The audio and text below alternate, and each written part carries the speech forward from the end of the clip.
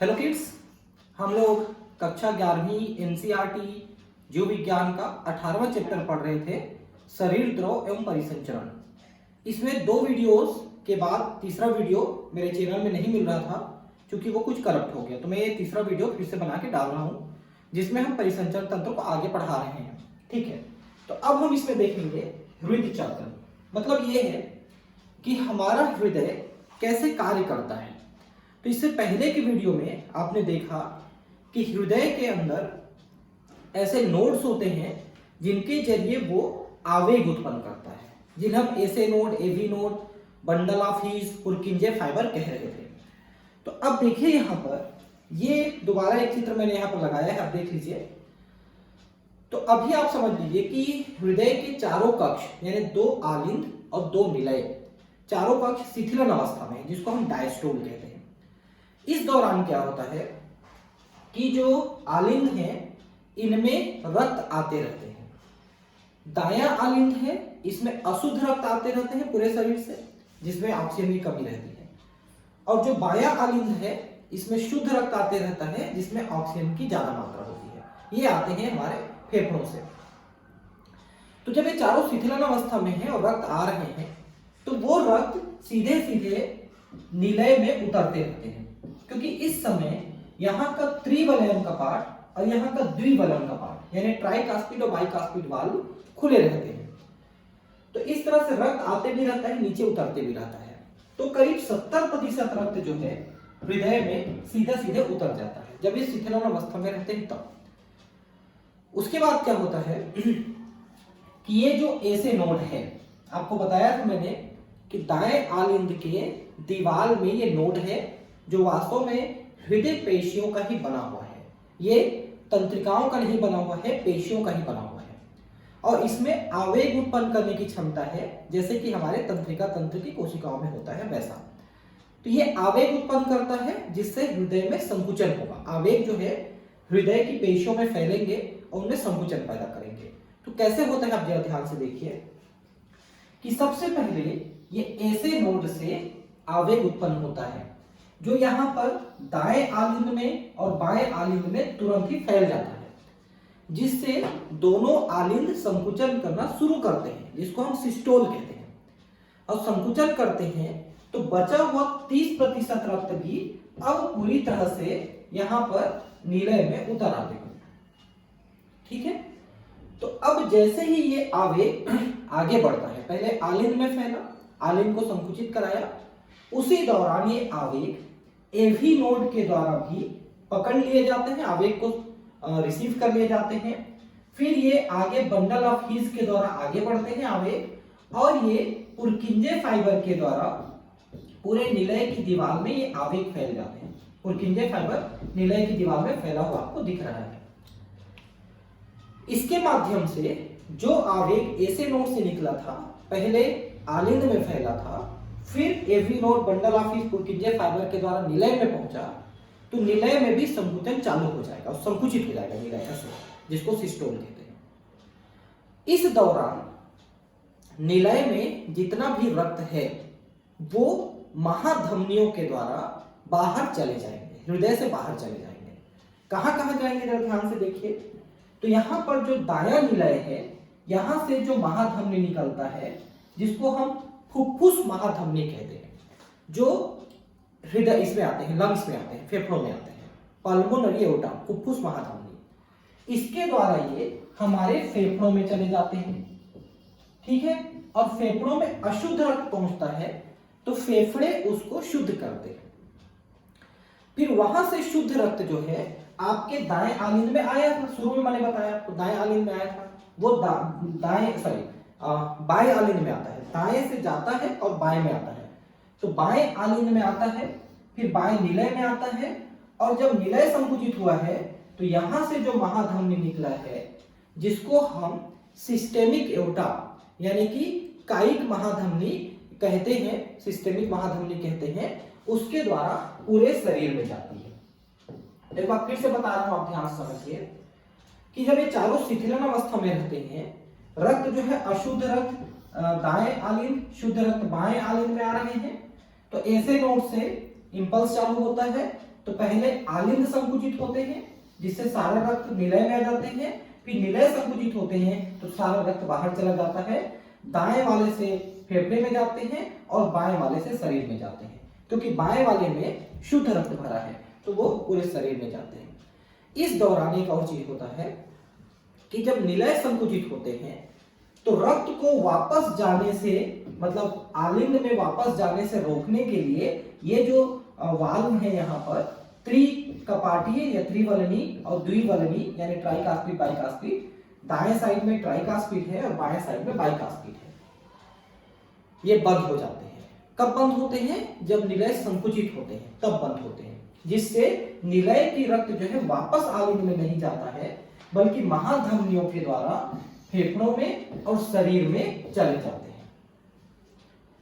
तो ये सारा चीज जो है, एक धड़कन जो है 0.8 सेकंड में कंप्लीट हो जाता है, क्योंकि आपको पता है कि हृदय 1 मिनट में 72 बार धड़क रहा है, मतलब 60 मिनट में 72 बार।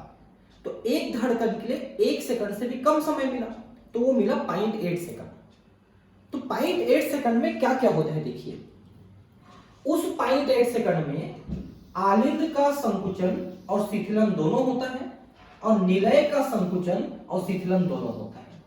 तो आप पहले समझ लीजिए, आलिंद के संकुचन में 0.1 सेकंड लगता है, ठीक है, आलिंद के संकुचन में यानी कि सिस्टोल में 0.1 सेकंड लगता है और इसके फैलने में 0.7 सेकंड लगता है। तो ये 0.8 सेकंड में आलिंद का संकुचन और शिथिलन हो रहा है। उसी 0.8 सेकंड में निलय का भी संकुचन और शिथिलन होगा। तो निलय का जो संकुचन होता है वो 0.5 सेकंड में होता है और इसका शिथिलन उल्टा लिख दिया, इसका जो संकुचन है वो 0.3 सेकंड में, संकुचन 3 सेकंड और शिथिलन 5। थोड़ा उल्टा लिख दिया है, आप ध्यान रखेंगे कि जो संकुचन है वो 0.3 और शिथिलन 0.5, इसमें संकुचन 0.1 शिथिलन 0.7, तो ये भी 0.8 सेकंड हो रहा है, इसको जरा ध्यान रखेंगे, ठीक है, 0.8 सेकंड। तो उसी 0.8 सेकंड में आलिंद का संकुचन शिथिलन, उसी 0.8 सेकंड में निलय का संकुचन शिथिलन दोनों होता है, ठीक है। तो इसको थोड़ा सा ध्यान रखेंगे आप। तो ये हृदय चक्र है। हृदय काम कैसे करता है आओ हम जाने। प्रारंभ में माना कि हृदय के चारों कक्ष शिथिलन अवस्था में है, अर्थात हृदय अनुशिथिलन अवस्था में है, जिसको हम डायस्टोल कहते हैं, ठीक है, डायस्टोल कंडीशन में है, पहले चारों शिथिलन अवस्था में है। इस समय त्रिवलयन और द्विवलयन का पार्ट खुले रहते हैं, जिससे रक्त फुफ्फुस शिरा तथा महाशिरा से क्रमशः बाएं तथा दाएं आलिंद से होता हुआ बाएं तथा दाएं निलय में पहुंचता रहता है, ठीक है।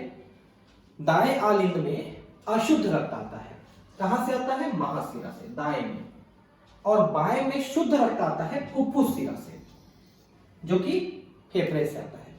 ध्यान रखना कि हमारे शरीर में सिर्फ फुफ्फुस धमनी और फुफ्फुस शिरा, इसमें रक्त जो है उल्टा है, मतलब शिरा में, फुफ्फुस शिरा में शुद्ध रक्त है और फुफ्फुस धमनी में अशुद्ध रक्त है।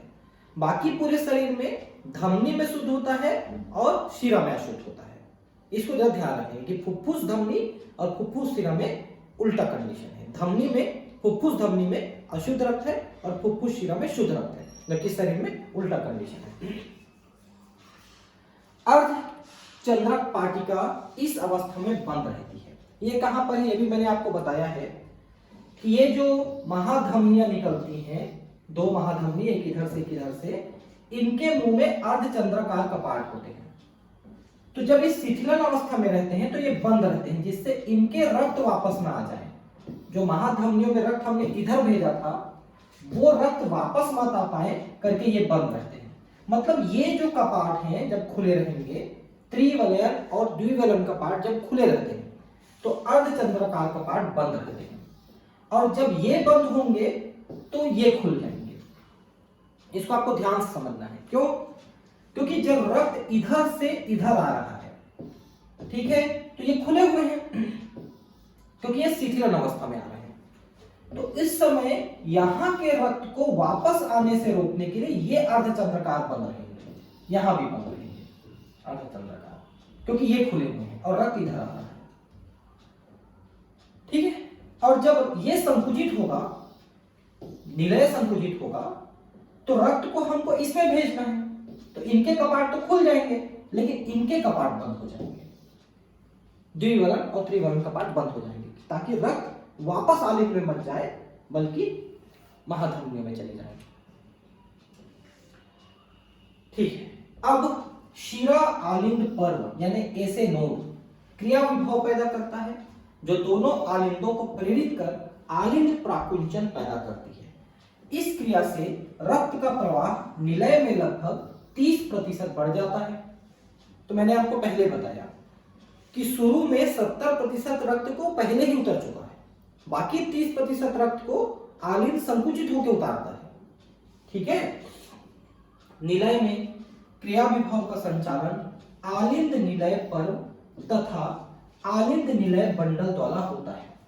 अब मैंने आपको बताया कि जब आलिंद संकुचित हो चुका तो ये इंपल्स आवेग जो है निलय में पहुंचा, तो किसके द्वारा पहुंचा?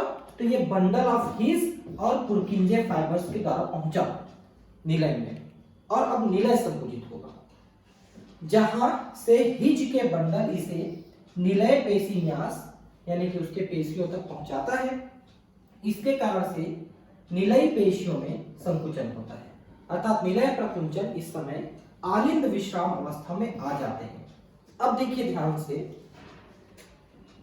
कि पहले ये संकुचित हुआ आलिंद, फिर निलय संकुचित हुआ, लेकिन जब निलय संकुचित होते रहता है उस दौरान आलिंद वापस फैलना चालू कर चुका रहता है, लेकिन पूरी तरह से नहीं फैल पाया रहता है। जब ये संकुचित हो जाता है तो ये भी फैलना चालू हो जाता है, ये पहले से फैल रहा है, तो फाइनली पूरी तरह से सभी चारों एक साथ फैल पाते हैं। लेकिन इनका फैलना पहले प्रारंभ हो चुका है, इनका फैलना बाद में प्रारंभ होता है, उसके बावजूद साथ में पूरी तरह से फैल पाते हैं, यानी कि शिथिलन कर पाते हैं। इसे आलिंद को अनुशिथिलन कहते हैं, जो आलिंद प्राकुंचन के साथ साथ होता रहता है। ठीक है, तो यहां पर थोड़ा शब्द गलत लिख दिया है, आलिंद अनुशिथिलन कहते हैं जो निलय प्रकुंचन के साथ साथ होते रहता है, वहां पर निलय शब्द आएगा, क्योंकि आलिंद जब संकुचित होकर के शिथिलन चालू कर चुका है तो निलय संकुचन ही करते रहता है, और फिर निलय भी शिथिलन चालू करता है, और फाइनली दोनों एक साथ हो पाते हैं आखिरी तक।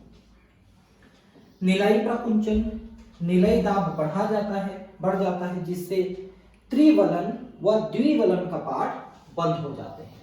तो मैंने बताया ना क्यों बंद होते हैं, ताकि रक्त वापस आलिंद में ना चढ़ जाए, इसके लिए बंद होते हैं। अतः रक्त विपरीत दिशा अर्थात आलिंद में नहीं आ पाता है। जैसे ही निलय दबाव बढ़ता है, अर्धचंद्र का पिटराएं जो फुफ्फुसीय धमनी दाईं ओर तथा महाधमनी बाईं ओर पर स्थित होती है खुलने के लिए मजबूर हो जाते हैं, जिससे रक्त इन धमनियों से होता हुआ परिसंचरण मार्ग में चला जाता है। तो मैंने बताया कि दाएं आलिंद से फुफ्फुस महाधमनी जो रक्त को लंग्स में लेके जाता है, इसके अर्धचंद्राकार कपाट खुल जाएंगे, इससे रक्त इसमें चला जाएगा, और ये दूसरा महाधमनी जो रक्त को पूरे शरीर में लेके जाता है, इसके भी अर्धचंद्राकार कपाट खुल जाते हैं। ठीक है, निलय अब शिथिलित हो जाते हैं, इसे निलय अनुशिथिलन कहते हैं। इस तरह निलय का दाब कम हो जाता है, जिससे अर्धचंद्राकार का पिटराएं बंद हो जाती है, जिससे रक्त का विपरीत प्रवाह निलय में नहीं होता है। ठीक है, मतलब संकुचन करेंगे निलय तो महाधमनी के मुंह पे लगा हुआ कपाट खुल जाएगा, जिससे रक्त उसमें चला जाएगा। लेकिन जब निलय शिथिलन शुरू करेंगे तो कपाट बंद हो जाएंगे, जिससे महाधमनी के रक्त वापस निलय में नहीं आ पाते। ठीक है, ऐसा है। अब निलय दाब और कम हो जाता है, अतः आलिंद में रक्त का दाब अधिक होने के कारण त्रिविलयन कपाट और द्विविलयन कपाट खुल जाते हैं। इस तरह शिराओं से आए हुए रक्त का प्रवाह आलिंद से पुनः निलय में शुरू हो जाता है। जब निलय भी फैल जाता है तो आलिंद का रक्त निलय में आना शुरू हो जाता है, ट्राइकास्पिड बाइकास्पिड खुल जाते हैं। निलय तथा आलिंद एक बार पुनः जैसा कि ऊपर लिखा गया है शिथिलावस्था में चले जाते हैं, शिथिलित हो जाते हैं चारों। शिरा आलिंद पर्व यानी कोटरा आलिंद गांठ यानी ऐसे रोल पुनः क्रिया विभव पैदा करता है तथा उपरोक्त वर्णन से सारी क्रिया को दोहराती है, जिससे यह प्रक्रिया लगातार चलती रहती है। मतलब ऐसे नोड से जो इंपल्स निकलता है वो पूरा फैला करके चारों शिथिलित करने के बाद शिथिलन हो जाता है, संकुचन के बाद शिथिलन, फिर वो चालू कर देता है। ये प्रक्रिया चलती रहती है। एक हृदय स्पंदन के आरंभ से दूसरे स्पंद के आरंभ यानी एक संपूर्ण हृदय स्पंदन होने के बीच के घटनाक्रम को हृदय चक्र कहते हैं। तो संकुचन और शिथिलन की पूरी प्रक्रिया जो है एक कार्डियक साइकिल हृदय चक्र कहलाता है तथा इस क्रिया में दोनों आलिंदों तथा दोनों निलयों का प्रकुंचन एवं अनुशिथिलन सम्मिलित होता है। तो दोनों आलिंद दोनों निलय पहले संकुचन करेंगे फिर शिथिलन करेंगे। जैसा कि वैसे वर्णन किया जा चुका है कि हृदय स्पंदन 1 मिनट में 72 बार होता है, अर्थात 1 मिनट में कई बार हृदय चक्र होता है। इससे एक चक्र का समय 0.8 सेकंड निकाला जा सकता है। ये पहले बता चुका मैं आपको। और एक बार हृदय जो पंप करता है तो उसमें 70 ml जाता है।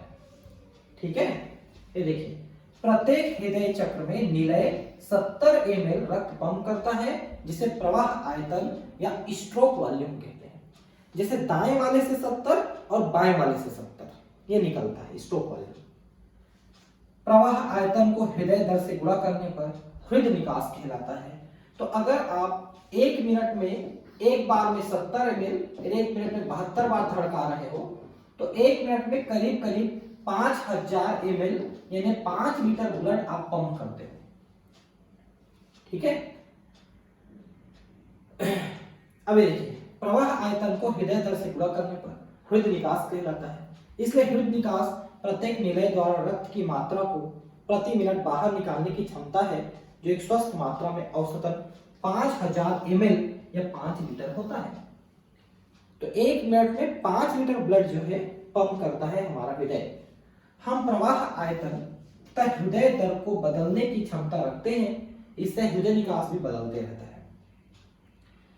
जब हम तेजी से दौड़ते भागते एक्सरसाइज करते हैं तो हृदय की धड़कन बढ़ जाती है। तो जितनी धड़कन बढ़ती है उसके हिसाब से हृदय निकास भी बढ़ जाता है। ठीक है, ऐसा है। उदाहरण के तौर पे खिलाड़ी धावकों का हृदय निकास सामान्य मनुष्य से अधिक होता है क्योंकि तेजी से धड़कता है। हृदय चक्र के दौरान 2 महत्वपूर्ण ध्वनियां स्टेथोस्कोप द्वारा सुनी जा सकती हैं। प्रथम ध्वनि लब त्रिवलयन द्विवलन कपाट के बंद होने से संबंधित है, जबकि दूसरी ध्वनि डब अर्धचंद्राकार कपाट के बंद होने से संबंधित है। देखिए जब निलय संकुचित करते हैं तो द्विवलन त्रिवलन बंद होते हैं, जिससे कि निलय का रक्त आलिंद में ना चला जाए, इसके लिए द्विवलन त्रिवलन कपाट बंद हो जाते हैं। तो जब वो बंद होते हैं निलय के संकुचन के समय, उस समय डब की आवाज आती है, डब। ठीक है, सॉरी लब की आवाज आती है, सॉरी लब की आवाज आती है। और जब निलय वापस शिथिलन करना शुरू करते हैं और अर्धचंद्राकार कपाट बंद होते हैं, जो कि महाधमनियों में है अर्धचंद्राकार कपाट, उनके बंद होने से डब की आवाज आती है। त्रिवलन द्विवलन बंद होते हैं निलय के संकुचन के समय, उससे लब की आवाज, और निलय के शिथिलन के समय अर्धचंद्राकार कपाट बंद होते हैं, उससे डब की आवाज आती है। ठीक है, इन दोनों ध्वनियों का चिकित्सकीय निदान में बहुत महत्व है, क्योंकि अगर हृदय में कुछ गड़बड़ होता है, विशेषकर जो बाएं वाला बाइकास्पिड वाल्व है, द्विवलन कपाट है, उसमें दिक्कतें आती हैं। तो वाल्व खराब हो गया बोलते हैं, तो वहां पर उसको भी सुधारा जाता है जैसे भी करके। अब है विद्युत हृदय इलेक्ट्रोकार्डियोग्राफ। तो आपने ईसीजी का नाम सुना होगा।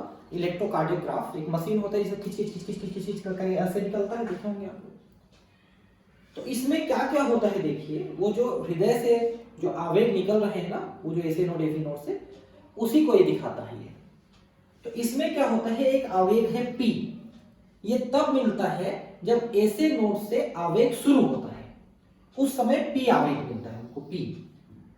और जब वो आलिंद की दीवार को संकुचित कराता है, आलिंद को संकुचित कराता है सबसे पहले, उस बीच में पी क्यू हो जाता है, पी क्यू आलिंद संकुचित होता है। फिर निलय में पहुंच जाता है आगे, तो निलय संकुचित होता है, उसमें क्यू आर एस होता है, निलय का संकुचन। और फिर एस और टी के बीच में आलिंद और निलय दोनों ही शिथिलन अवस्था में आ जाते हैं। तो फिर से समझ लीजिए, स्टार्ट हुआ, ये जो ऐसा करके आपने नोट देखा है, ये ऐसे नोट यहां से शुरू हुआ P, ठीक है, और P और Q के बीच में आलिंद संकुचन हुआ और Q R S के बीच में निलय संकुचन हुआ और फिर S T के बीच में सभी शिथिलन हो गए, ज्वाइंट डायस्टोल, है ना। और फिर यहां से P चालू हो जाएगा, यहीं पर P होता है, थोड़ा सा गैप होता है 0.1 सेकंड का, फिर P Q R S T चालू हो जाता है। ये P यहां से है, P है ना, तो ये थोड़ा सा गैप होता है, ये ऐसा है। तो T तक पूरा शिथिलन हो गया, फिर थोड़ा सा गैप के साथ P फिर से चालू होता है, फिर Q R S T ऐसे चलते रहता है, ठीक है। तो इसी को यहां पर लिखा हुआ है, तो मैं इसको पढ़ के नहीं बता रहा हूं आपको, सब समझ गए हैं आप, ठीक है। मशीन का नाम इलेक्ट्रोकार्डियोग्राफ है और जो ये प्रिंट निकलता है उसका नाम इलेक्ट्रोकार्डियोग्राम है। उल्टा लगता है नाम, लेकिन वैसे ही है, इसको थोड़ा सा ध्यान रखेंगे, ठीक है। तो ये सब चीजें पूरा वैसा ही लिखा हुआ है जैसा मैंने आपको बताया है, ठीक है, कि P में स्टार्ट होता है, P Q के बीच में आलिंद का संकुचन होता है, मतलब आलिंद का विध्रुवीकरण हो जाता है। ध्यान रखेंगे, संकुचन को अध्रुवण कहते हैं और शिथिलन को ध्रुवण कहते हैं, ठीक है। तो जब P और Q होता है तो आलिंद संकुचन मतलब आलिंद का अध्रुवण होता है और Q R S के बीच में निलय का अध्रुवण होता है, फिर S T के बीच में सभी ध्रुवित हो जाते हैं, फिर से शिथिलित हो जाते हैं। तो उसको बढ़िया से ये लिखा हुआ है, इसको थोड़ा ध्यान रखेंगे। और वहीं पर अगर कुछ गड़बड़ी होती है तो ये ग्राफ बिगड़ जाता है। अब है द्विसंचरण यानी डबल सर्कुलेशन, इसको जरा ध्यान से समझिए। ये डबल सर्कुलेशन है। डबल सर्कुलेशन का मतलब हमारे हृदय में रक्त दो बार आता है, एक बार अशुद्ध रक्त आता है, फिर वहां से शुद्ध होने के लिए जाके शुद्ध होकर वापस आता है, फिर वो शरीर में जाता है, इसलिए हमारा द्विसंचरण है। जबकि मछलियों में एकल संचरण होता है। मछलियों में हृदय सिर्फ दो चेंबर का बना होता है, एक आलिंद एक निलय का। जैसे मछली है तो मछली में एक निलय है एक आलिंद है, यहां पर अशुद्ध रक्त आया, ये देखिए अशुद्ध रक्त आया, फिर यहां से अशुद्ध रक्त आगे गया, रास्ते में गिल्स के द्वारा इनमें हवा भरी जाती है, ऑक्सीजन भरी जाती है, फिर ये सीधा वहीं से बॉडी में चली जाती है। मतलब ये है कि मछलियों में रक्त जो है हृदय में केवल एक बार बहती है, अशुद्ध रक्त, और जब वो आगे बढ़ के शुद्ध होती है तो वहीं से वो सीधे शरीर में चली जाती है, वापस हृदय में नहीं आती है शुद्ध होके, वो अशुद्ध रक्त ही आती है बस। तो एकल संचरण होते हैं मछली में। हम लोगों में डबल सर्कुलेशन है। डबल सर्कुलेशन का मतलब क्या है? ये शरीर के अंग है, देखिए यहां से अशुद्ध रक्त जो है, मतलब जिसमें ऑक्सीजन की कमी होती है, वो आया हृदय में, हृदय के दाएं आलिंद में दाएं निलय में आया, यहां से अशुद्ध रक्त फेफड़े में गया शुद्ध होने के लिए, जिसको हम फुफ्फुस महाधमनी कहते हैं, उसके द्वारा गया, फिर यहां से शुद्ध होकर फुफ्फुस सिरा के द्वारा वापस हृदय में आया, हृदय के बाएं हिस्से में आया, बाएं आलिंद बाएं निलय में आया, फिर वहां से ये निकल के पूरे शरीर में वितरित हुआ। तो इस तरह से हृदय में रक्त दो बार संचालित हो रहा है। एक बार अशुद्ध रक्त आया पूरे शरीर से और दूसरे बार शुद्ध रक्त आया फेफड़े से।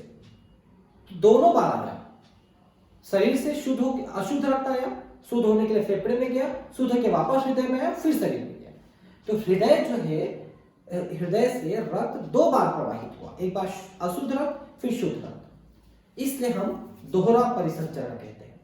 लेकिन मछलियों में एकल परिसंचरण है, क्योंकि वहां पर हृदय जो है सिर्फ दो चेंबर का बना होता है। हम लोगों में चार चेंबर है, दो आलिंद दो निलय, उन लोगों में दो ही चेंबर है, एक आलिंद एक निलय। तो शरीर से अशुद्ध रक्त आता है, आलिंद में निलय में होते हुए आगे बढ़ता है, आगे वो गिल्स उनमें सांस लेते हैं, तो गिल में शुद्ध होकर सीधे शरीर में चले जाते हैं, वापस हृदय में नहीं आते। इसलिए वहां पर एकल परिसंचरण है। ठीक है, ठीक है। एक और चीज यहां पर देखिए कि सिरा और धमनी में दो अंतर है। एक अंतर यह है कि हमारे शरीर की धमनियों में ज्यादातर शुद्ध रक्त बहती है, सिराओं में अशुद्ध रक्त बहती है, सिर्फ फेफड़े वाले को छोड़ के। धमनी की जो दीवार है वो ज्यादा मोटी है, क्योंकि धमनी में ना रक्त दबाव के साथ बहता है, इसलिए ज्यादा मोटी है। और इसके बीच वाली जो दीवार है वो ज्यादा मोटी है। तीन दीवार होती है, ट्यूनिका एक्सटर्ना, मीडिया और interna. Tunica externa, tunica media, tunica interna. तो जो मीडिया वाली है, बीच वाली, वो पेशियों की बनी होती है, वो ज्यादा मोटी होती है, जिससे धमनी ज्यादा मजबूत हो जाती है। ठीक है। अब है हृदय क्रिया का नियमन। देखिए, वैसे तो हृदय अपने आप से संचालित हो रहा है, अगर हृदय को निकाल भी दोगे तो धड़कता रहेगा, लेकिन हृदय के धड़कन को कम ज्यादा हम कर सकते हैं तंत्रिका तंत्र के द्वारा और हार्मोन्स के द्वारा। तंत्रिका तंत्र में स्वायत्त तंत्रिका तंत्र होता है, जिसमें अनुकंपी और परानुकंपी तंत्रिका तंत्र होते हैं। तो अनुकंपी तंत्रिका तंत्र ये हृदय की धड़कन को बढ़ाता है, और परानुकंपी तंत्रिका तंत्र हृदय की धड़कन को थोड़ा सा वापस नॉर्मल कर देता है। ये है ना, हृदय धड़कन को बढ़ा देता है और ये कम कर देता है। तो अनुकंपी बढ़ाता है और परानुकंपी कम करता है। वैसे ही हमारे किडनी के ऊपर दो ग्लैंड, मतलब ग्लैंड लगा हुआ है, जिसको हम कहते हैं एड्रिनल ग्लैंड, अधिपरिक ग्रंथि। वहां से हार्मोन निकलते हैं, एड्रिनलिन और नॉरएड्रिनलिन। तो यहां पर ध्यान रखेंगे कि एड्रिनलिन और नॉरएड्रिनलिन दोनों हृदय धड़कन को बढ़ाने का काम करते हैं, कम नहीं करता है कोई। ठीक है, लेकिन तंत्रिका तंत्र में अनुकंपी बढ़ाता है और परानुकंपी कम करता है। ठीक है। परिसंचरण तंत्र की जो विकृतियां हैं, इसको देखिए। एक तो उच्च रक्तदाब हो जाता है। उच्च रक्तदाब क्यों होता है? क्योंकि वहां पर जो हमारी धमनियां होती हैं, उन धमनियों के अंदर अगर कोलेस्ट्रॉल जमा हो जाता है, ऐसा कोलेस्ट्रॉल जमा हो जाता है, इसको एथेरोस्क्लेरोसिस कहते हैं। तो कोलेस्ट्रॉल के जमा होने से धमनी के अंदर का जो ल्यूमेन है वो संकरा हो जाता है, जिससे रक्तदाब बढ़ जाता है। तो सामान्य रक्तदाब जो है 120 से 80, 120/80 होता है। एक्चुअली जब निलय संकुचित होता है तो धमनियों में रक्त ज्यादा तेजी से बहता है, तो उसका रक्तदाब बढ़ जाता है 120। और जब निलय शिथिलित होता है, उस समय वो जो बहाव है थोड़ा धीमे हो जाता है, वो 80 हो जाता है। तो जो संकुचन दाब और शिथिलन दाब दो होते हैं यहाँ पर। ठीक है। और इसके बढ़ने का कारण मैंने आपको बताया कि बुढ़ापे में या आगे आगे चल के मोटे व्यक्ति में ज्यादा समस्या होती है, कोलेस्ट्रॉल जमा हो जाता है, एथेरोस्क्लेरोसिस, जिससे रक्तदाब जो है 140/90 से ऊपर हो जाता है, तो उसको अति रक्तदाब कहते हैं, हाइपरटेंशन कहते हैं। तो ये बड़ी बड़ी प्रॉब्लम है। इससे शरीर के अंगों में दबाव बढ़ जाता है रक्त का, तो किडनी वगैरह में नुकसान होने का खतरा रहता है। ठीक है। हृदय धमनी रोग, अब इसमें क्या होता है देखिए, हृदय की जो दीवार होती है वो भी जीवित कोशिकाएं हैं, उनको भी रक्त चाहिए, मतलब पोषण चाहिए। तो वो जो पोषण है वो अपने अंदर भरे हुए रक्त से नहीं लेते। हृदय के अंदर रक्त भरा है लेकिन उससे नहीं लेते, बल्कि हृदय की दीवार को अलग से रक्त की सप्लाई की जाती है। उसको हम कहते हैं कोरोनरी धमनी। धमनी लेके जाती है, शिरा लेके आती है। शुद्ध रक्त धमनी और अशुद्ध रक्त शिरा लेके आती है हृदय की दीवार के लिए। हम दीवार की बात कर रहे हैं, जिसको पोषण के लिए देते हैं। ठीक है। तो मान लो जो धमनी जा रही है हृदय की दीवार को पोषण देने के लिए, वो धमनी कहीं से बंद हो गई। मान लो उसमें कैल्शियम और कोलेस्ट्रॉल जमा हो गया, या फिर उसमें रक्त का थक्का बन गया और उसमें सप्लाई रुक गया या कम हो गया, तो हृदय की उस भाग को, दीवार को रक्त की सप्लाई नहीं मिल पाएगी, जिससे उसको पोषण ऑक्सीजन नहीं मिल पाएगा। तो दीवार का उतना हिस्सा मरने लगेगा, उसके ऊतक मरने लगेंगे और उससे उसको पंपिंग करने में दिक्कत होने लगता है, कमजोर हो जाता है हृदय। तो हृदय में दर्द होने लगता है उस भाग में, उसको एंजाइना पेक्टोरिस कहते हैं, उस दर्द को एंजाइना पेक्टोरिस। और अगर ये समस्या बढ़ गई तो हृदय घात होने का खतरा हो जाता है, हार्ट अटैक होने का। तो इसका इलाज कराना बहुत जरूरी है, ठीक है। अब देखिए हार्ट फेलियर क्या है। हृदय धड़क रहा है, एसे नोड एफी नोड अपना काम कर रहे हैं। मान लो एसे नोड अपना काम करना बंद कर दे, मतलब वो आवेग उत्पन्न करना बंद कर दे, तो हृदय की धड़कन बंद हो जाएगी।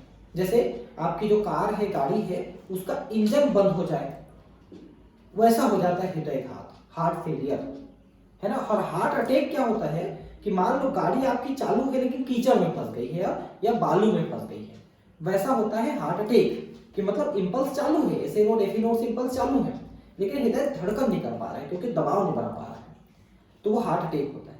लेकिन हार्ट फेलियर में इंजन ही बंद हो जाता है, मतलब एसे नोड एफी नोड बंद हो जाते हैं। तो एसे नोड के बंद हो जाने से हृदय धड़कन नहीं कर पाता, तो पर्याप्त आपूर्ति नहीं कर पाता है वो, क्योंकि धड़कन पहले धीमे होकर के बंद होता है ना, एकदम से तुरंत, कई बार तो अचानक हो जाता है, ये तो धीरे धीरे होता है, ठीक है। तो ये थोड़ा सा बाकी रह गया था, वो वीडियो नहीं था, वो मैंने आपको इसमें पढ़ा दिया है, ठीक है। फिर अगले क्लास में मिलते हैं, थैंक यू, बाय।